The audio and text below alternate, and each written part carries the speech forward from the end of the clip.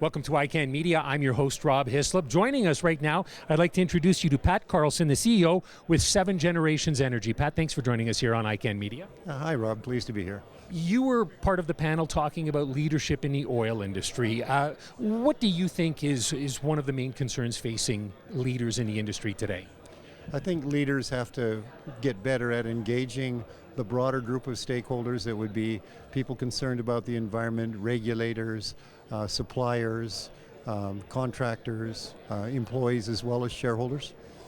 One of the things that came out of today's meeting is that a lot of the companies in the industry seem to engage with communities where they're going to be drilling and working in those communities.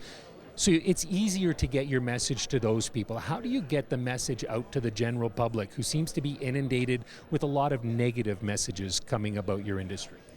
Well, we spend a lot of time talking to anybody who will give us an audience, basically, and for the most part, that's why we're here. And so, for the most part, we want to communicate to the broader group, but we do focus on the Grand Prairie area because they see us in a day-to-day basis. We impact the people that work there. Many of the people work for companies that work for us. We have about 1,000 people at any given time working on the lease, so it's very important, and we concentrate there for that reason. But we're trying very hard to communicate with the broader public as well, knowing that people are generally concerned about and pleased with the industry, but concerned about some things, and we want to get that out on the table. Let's discuss it.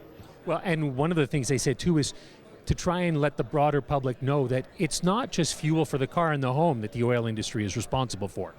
Well, yeah, there's fuel, there's petrochemicals, there's just the air conditioning that everybody enjoys, a comfortable room. So the energy industry is, industrial societies use a lot of energy for transportation and for comfort and for products. And so when, as a keynote speaker suggested this morning, most of our energy comes from fossil fuels, and that's the way that it's looking for the United States and way into this next century. So it's difficult for us to find any alternatives. Even, I mean, the pursuit is worthwhile, but we aren't there yet. When I come to these events, I keep hearing about the need to be open and to tell our story. As somebody who's been in the media for over 25 years now, I can tell you it's extremely difficult to actually get a hold of oil industry people to talk to them when you're doing stories as part of traditional media. And even at an event like this, it seems like there's an openness in the room that doesn't always seem to transfer once people get back out into the field. I don't know why that would be. I think that generally speaking, oil and gas companies want to be able to tell their story. They want to communicate with the public, so I'm not sure what the reasons are. What do you think some of the biggest misconceptions are out there right now about the oil and gas industry? Well, I think there are a lot of misconceptions about fracking and its safety. I think it's a safe process, and I think it can be done very safely. It takes engineering, it takes design, it takes consideration by safety experts, but it can be done safely, and it provides a lot of benefits. It's a whole new industry, and it's a vast resource that will provide us with gas at the present rate of consumption for a century or more. So I think it's really important for us to embrace this technology and satisfy those people who have concerns, address those concerns.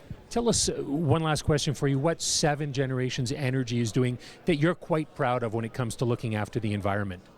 Well, we engage all of our stakeholders. We identify 7 different stakeholders, people concerned about the environment, the governments and regulators, our partners, our contractors, vendors, our employees, and our shareholders. And so all of them have to be satisfied. When we make our business decisions, we make it on the expectation that all of them will get a benefit.